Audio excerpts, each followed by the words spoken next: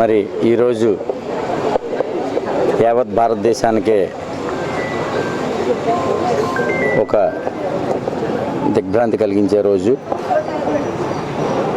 మరి పత్రికా రంగం అంటే మరి రామోజీరావు గారు అసలు ఈనాడు పత్రిక వచ్చిన తర్వాత ప్రతి మారుమూల గ్రామాల్లో కూడా ఎక్కడ ఏం జరుగుతుంది, ఈ రాష్ట్రంలో కానీ ఈ దేశంలో కానీ మన ఊర్లో కానీ ఏమైనా ఏం జరుగుతుంది అనేది తెలియాలి అంటే ఈనాడు పేపర్ అనేది వస్తే కానీ మనకి ఏ విషయం తెలియదు అనే ఒక నానుడిని తీసుకొచ్చిన మహామనిషి.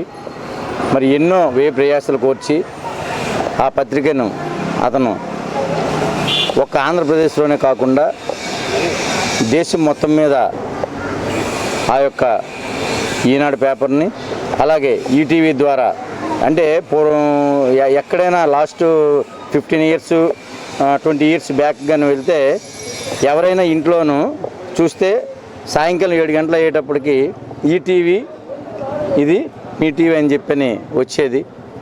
మరి అలాంటి ఎన్నో పనులు ఆయన మంచి పనులు చేయడం జరిగింది. అలాగే రామోజీ ఫిల్మ్ సిటీ ప్రపంచంలోనే ఈరోజు షూటింగ్స్ చిన్న నిర్మాతలు మాలాంటి నిర్మాతలు అందరూ కూడా సినిమాలు ఈరోజు హ్యాపీగా తీసుకుంటున్నారంటే దానికి కారణం ఆయన రామోజీ ఫిల్మ్ సిటీ అని చెప్పి ఆ రామోజీ ఫిల్మ్ సిటీని ఆయన నిర్మాణం చేయడం. మరి ఆ ల్యాండ్ పూలింగ్ దగ్గర నుంచి ఆ ఫిల్మ్ సిటీని డెవలప్ చేసినంతవరకు ఎన్నో కష్టాలు పడ్డారు ఆయన. మరి వ్యాపార రంగంలో ఎన్నో ఒడిదుడుకులను ఎదుర్కొని ఏ వ్యాపారం చేసినా అతనికి తిరుగులేదు అనే ఒక మంచి పేరుని తెచ్చుకొని ఆయన ఈ వ్యాపారాలన్నీ మంచి పద్ధతిలో నడిపించడం జరిగింది. ఇక ఎన్నో కుటుంబాలు మార్గదర్శి పేరు చెప్తే చాలామందికి ఇప్పటికి కూడా మంచి పేరు ఉంటుంది.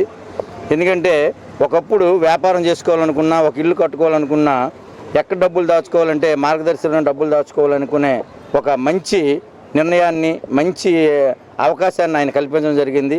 ఆ మార్గదర్శి వచ్చిన తర్వాత చాలా కంపెనీస్ వచ్చాయి. మరి ఇలా చెప్పుకోవాలంటే ఎన్నో మంచి కార్యక్రమాలు ఆయన చేయడం జరిగింది. మరి అలా కాకుండా ఈరోజు మనకి రుచుల విషయంలోకి వస్తే పచ్చళ్ళు అంటే ప్రియా పచ్చళ్ళకు గుర్తుకొస్తాయి. మరి పేపర్ అంటే ఈనాడు పేపర్ గుర్తుకొస్తుంది, టీవీ అంటే ఈటీవీ గుర్తుకొస్తుంది. మరి అలాంటి ఎన్నో బ్రాండ్ ఉన్న కంపెనీస్ని ఆయన ప్రారంభించడం, వ్యాపార రంగమే కాకుండా సేవా రంగంలో కూడా ఎంతోమందిని ఆయన ఆదుకోవడం జరిగింది.